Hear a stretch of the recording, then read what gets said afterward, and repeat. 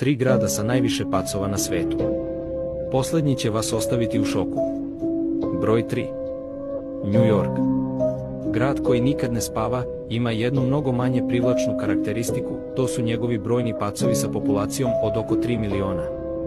Ova stvorenja se nalaze u metrou, na uličicama, pa čak i u nekim bogatim kvartovima. Veličina Njujorka i obilje njegovog urbanog otpada predstavljaju pravu gozbu za ove glodare. Broj 2. London. Ovaj grad ima oko 20 miliona pacova. Glodari su skoro sve prisutni u gradu, kriju se u parkovima, stanicama metroa i istorijskim zgradama. Uprkos merama preduzetim za borbu protiv ove infestacije, populacija pacova je i dalje ogromna u britanskoj prestonici. Pre nego što otkrijete broj 1, ne zaboravite da se pretplatite i lajkujete video. Broj 1. Dešnok.